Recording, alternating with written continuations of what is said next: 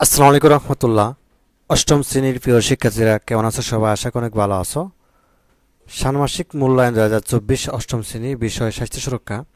তোমাদের স্বাস্থ্য সুরক্ষা বিষয়ের মূল্যায়নটি হবে 6/7/2024 তারিখে। অ্যাসাইনমেন্ট নাম্বার 1, ঠিক আছে? তো যে অ্যাসাইনমেন্টটা দিচ্ছি এরকম টাইপেরই কিন্তু তোমাদেরকে প্রশ্ন করা হবে এবং এরকম টাইপেরই কিন্তু তোমাদের প্রশ্ন করে মূল্যায়ন করা হবে, ঠিক আছে? তো নমুনা প্রশ্ন উত্তর ভিডিওটির শুরু থেকে শেষ পর্যন্ত দেখো, অনেক কিছু জানতে পারবে এবং শিখতে পারবে। জাস্ট ভিডিওটি দেখো। তো যারা নতুন রয়েছে অবশ্যই আর তাদের চ্যানেলটি সাবস্ক্রাইব করে রাখো। তো যা হোক, এখানে দেখো আমরা একটা প্রশ্ন রেখেছি। প্রথমে একটা প্রশ্ন করা হয়েছে যে তুমি কি কি উপায়ে খাদ্য অপচয় রোধ করতে পারো তা উপস্থাপন করো, ঠিক আছে? উপস্থাপন এখানে আকার হবে, কিবোর্ডের সমস্যা এখানে আসে নাই। তো উপস্থাপন করো একটা প্রশ্ন। তো চলো এই আনসারটা আমরা দেখি। তো আমরা এইভাবে লিখেছি, দেখো, খাবার নষ্ট করা কোনো বিবেচনাতেই গ্রহণযোগ্য নয়, যদিও অনেক সময় ইচ্ছা না থাকলেও খাবার নষ্ট হয়। আবার কোনো কোনো ক্ষেত্রে কিছু খাবার নষ্ট মানসিকতাও অনেকটা দায়ী। হোটেল রেস্টুরেন্টগুলোয় বুফে খেতে গিয়ে অনেকটা খাবার নষ্ট হয়। তো কোনো অনুষ্ঠানে প্রয়োজনের বেশি রান্না করা হয়, সেগুলোর অনেকটাই ডাস্টবিনে চলে যায়। খাবার অপচয় করা ক্ষুধার্ত এবং গরিবের টেবিল থেকে কেড়ে নেওয়ার সমান।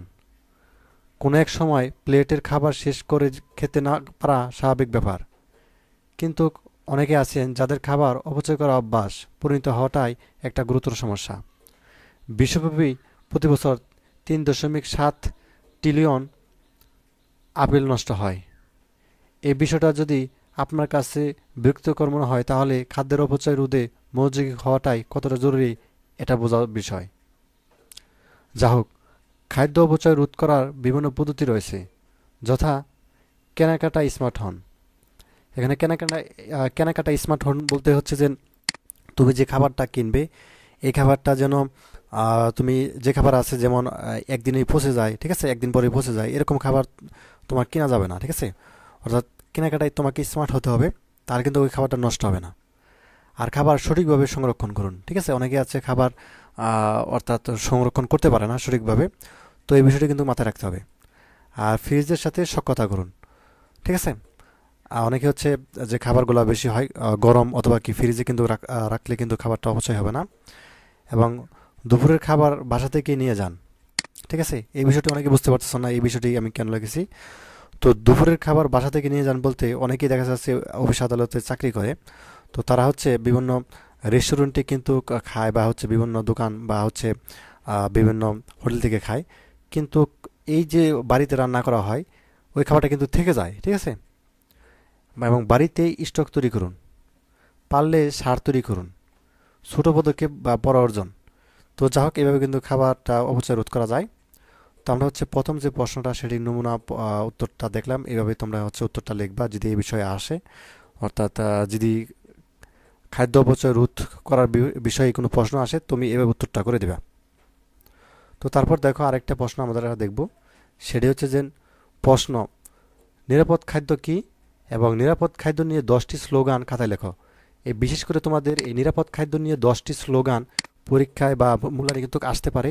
অবশ্যই অবশ্যই স্লোগানগুলো কিন্তু শিখে যাবা, ঠিক আছে? তো যখন তোমাদের হচ্ছে করতে দিবে, স্লোগান তৈরি করতে দিবে বা হচ্ছে লিখতে দিবে, অর্থাৎ ছোটো ছোটো কাগজে কিন্তু বিভিন্ন স্লোগান লাগিয়ে ক্যালেন্ডারে লাগাইতে বলতে পারে অথবা হচ্ছে কোনো কিছু করতে পারে। কাজে তো তুমি স্লোগানগুলো অবশ্যই অবশ্যই মুখস্থ করে যাবা। তো নিরাপদ খাদ্য কি, নিরাপদ খাদ্য নিয়ে 10টি স্লোগান খাতায় লেখো। উত্তর, নিরাপদ খাদ্য, এখানে খাদ্য এখানে জবালা হবে, বলতে স্বাস্থ্যকর এবং সুষম খাদ্যকে বোঝায়। অর্থাৎ যে পদ্ধতিতে বৈজ্ঞানিকভাবে খাদ্য, এখানে জবালা হবে, ঠিক আছে, এখানে মিস্টেক হয়েছে।